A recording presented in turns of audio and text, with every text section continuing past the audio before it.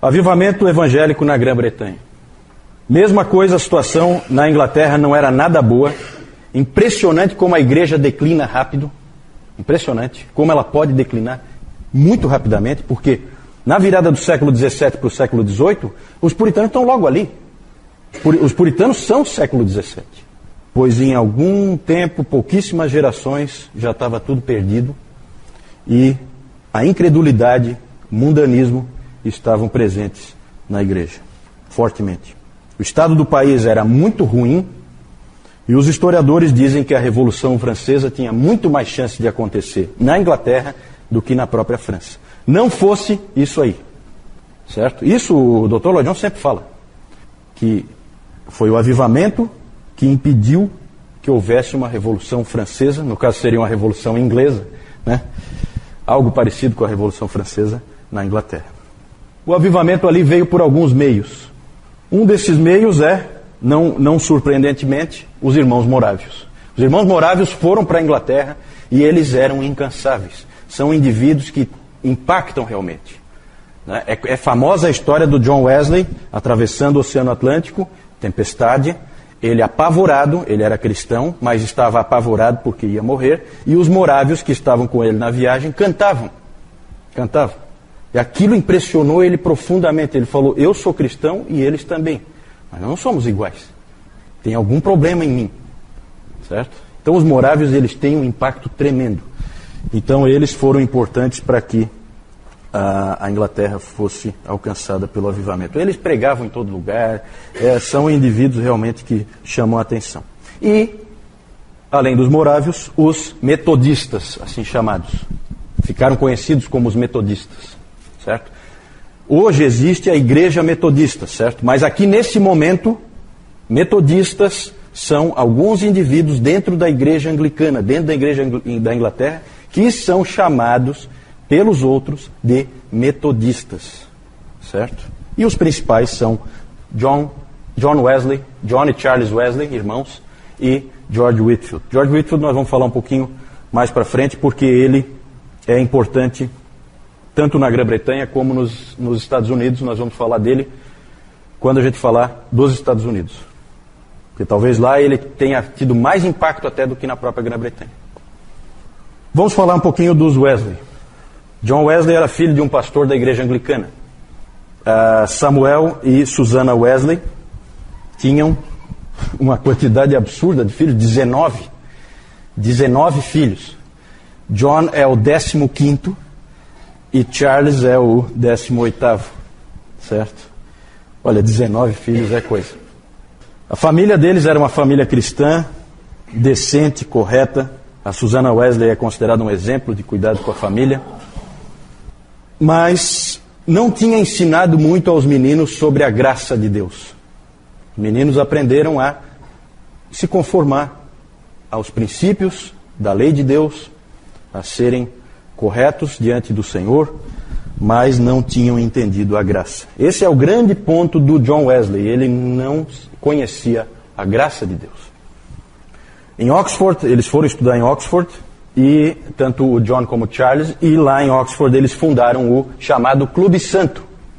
O Clube Santo era um grupo de estudantes que se reuniam para se estimularem à santidade, para que eles se esforçassem, um cobrava do outro e tal, e se ajudavam para que eles pudessem viver uma vida de santidade. Lá eles liam livros como A Imitação de Cristo, que eu falei aqui, até o Newton tinha lá um exemplar, eu mostrei para vocês, A Imitação de Cristo, do Thomas A. Kempis, e também eles liam muito o livro do William Law, um sério chamado A uma Vida Devotada e Santa.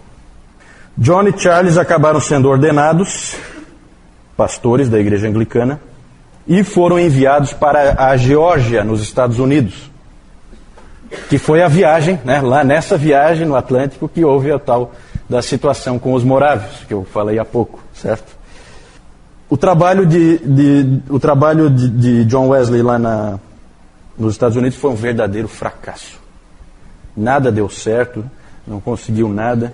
Deus não queria que ele tivesse sucesso ali. Às vezes as coisas são assim, né? Foi um verdadeiro fracasso. Ele não estava preparado ainda para a obra que Deus tinha para ele.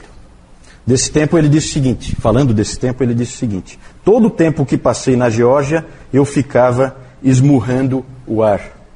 Sendo ignorante da justiça de Cristo, eu tentava estabelecer a minha própria justiça. Certo? Grande problema dele qual é? Não sei se vocês já perceberam. Ele não é evangélico.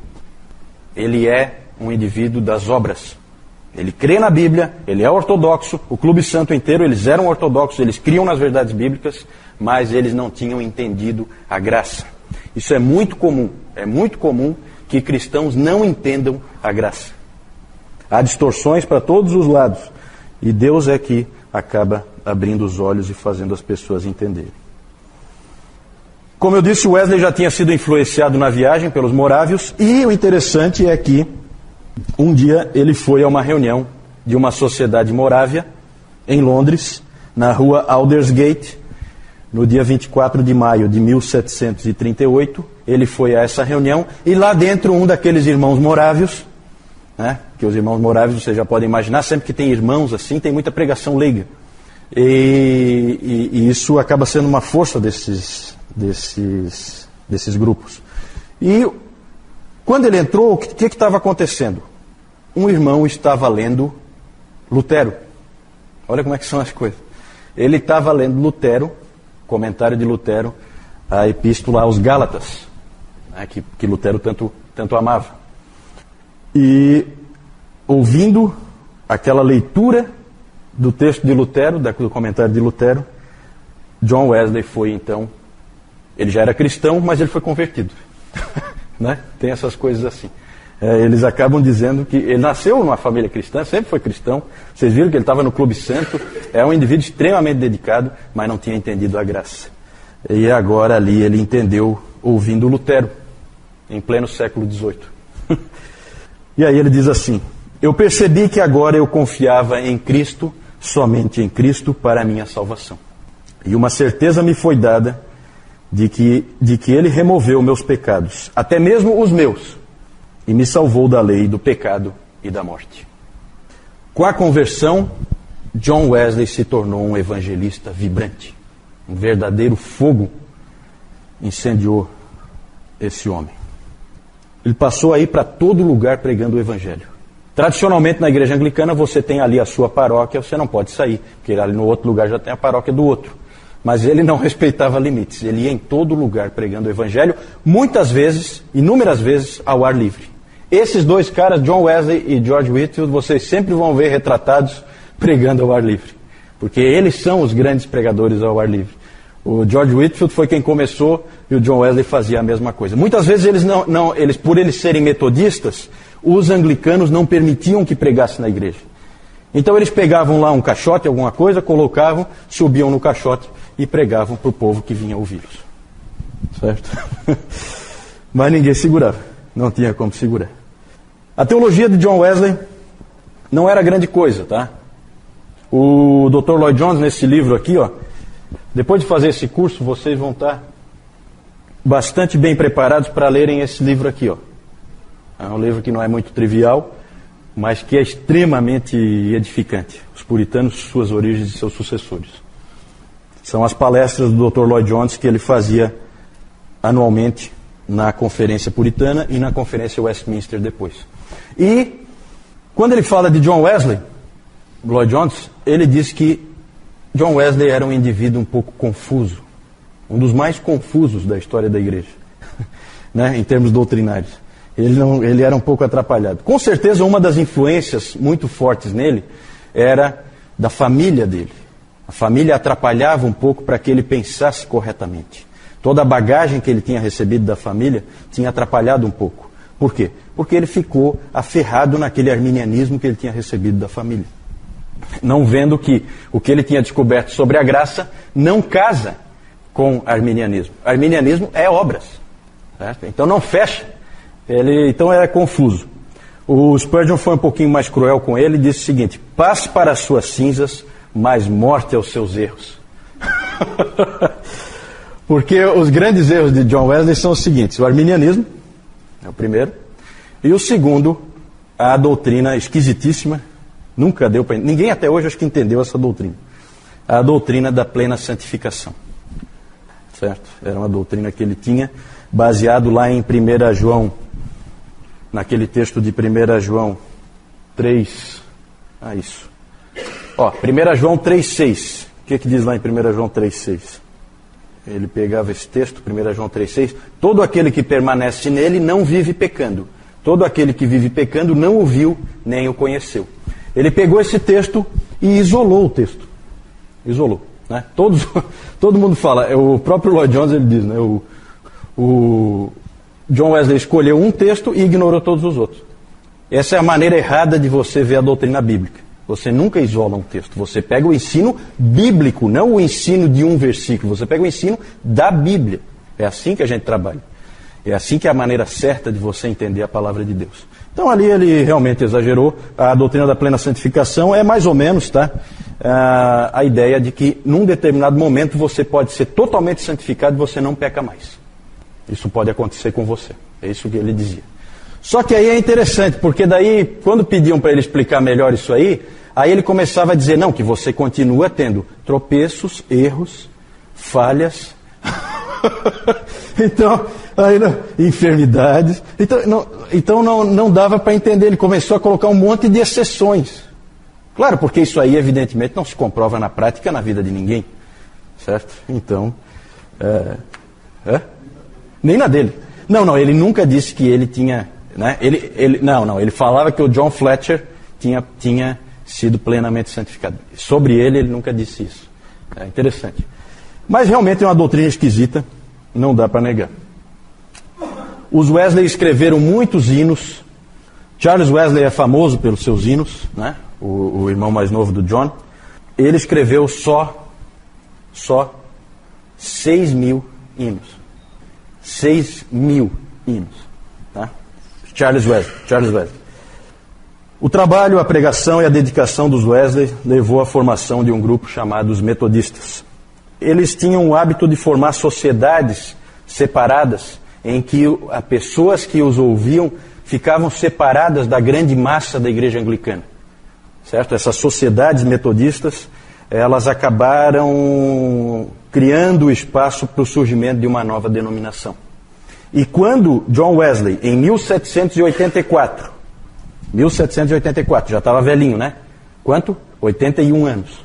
Quando em 1784, John Wesley, ele ordenou Thomas Coke como bispo, diretamente, sem passar pela hierarquia da igreja, estava criada a igreja metodista. Certo? Quando ele fez isso, ele estava, na verdade, criando uma nova igreja. Foi isso que o John Wesley fez. George Whitefield, vou falar mais detalhes depois sobre ele. Na verdade, Whitefield foi convertido, ele era do Clube Santo também, foi convertido antes de Wesley. Os dois eram muito amigos. Eles acabaram deixando de trabalhar juntos por causa do arminianismo do Wesley, porque o George Whitefield era plenamente calvinista. E então não dava para trabalhar junto, mas eles sempre permaneceram amigos. Até o próprio George Whitefield pregou. Certa vez perguntaram para ele se ele achava que ele ia encontrar John Wesley no céu. E aí ele respondeu, porque o sujeito estava tentando induzi-lo a dizer que John Wesley é um herege e que, portanto, Wesley não seria encontrado no céu. Aí o Whitefield respondeu, não, eu acho que eu não vou encontrá-lo. Aí o sujeito ficou feliz, né, com a resposta. Só que o Whitefield complementou. Ele disse, ele vai estar tão perto do Senhor e eu tão longe que eu não vou ter oportunidade de encontrar com ele. Nisso ele puxou o tapete do sujeito que queria jogar o John Wesley como não irmão. Né? Nós vamos falar um pouquinho mais do George Whitefield depois, figura extraordinária. Ele tinha sido convertido já um tempo antes, através de um livro que ele tinha ganhado do Charles Wesley, que é esse livro aqui que a editora Pes acabou de traduzir e lançar no Brasil, que é o livro do escocês Henry Scougal, A Vida de Deus na Alma do Homem. Aqui na frente tem até um dizer do George Whitefield, né? Eles colocaram aqui, ó. Eu não sabia o que era a verdadeira religião até que Deus me enviou este excelente tratado. Outra coisa que ele disse também sobre esse livro, ele falou, foi o meio pelo qual Deus me mostrou que eu precisava nascer de novo ou seria condenado. Esse avivamento também teve a influência, especialmente junto a George Whitefield, também não de um conde. Lá o Zinzendorf era o conde que estava ligado lá ao pietismo. Aqui não é um conde, é uma condessa. Celina Hastings, a condessa de Huntingdon. Ela foi uma pessoa muito importante porque ela sustentou muitos desses ministros metodistas com os recursos que ela tinha. Ela conseguiu levar essa obra para frente, apoiou eles muito. Foi uma pessoa importante nesse processo todo. Nós não temos tempo de falar aqui, porque nós estamos falando do avivamento evangélico na Grã-Bretanha, e seria muito interessante se a gente pudesse falar dos grandes pregadores do país de Gales, né, que o Dr. Lloyd Jones gostava tanto, ele que era galês, né, como Howell Harris, como Daniel Rowland e William Williams, o compositor de hinos. Não temos tempo para falar deles, tem histórias fantásticas desses homens. Grande obra de Deus também no país de Gales, através desses homens aí. Então Deus estava fazendo uma obra muito grande nesse período, século XVIII. Aí então, só mostrar para vocês o Clube Santo, aqui reunido, esse que está em pé, o John Wesley. Né? Então vocês têm mais ou menos uma ideia. Um grupo de estudantes, vê a seriedade desses jovens aí, né? Só que não tinham entendido plenamente a mensagem do Evangelho.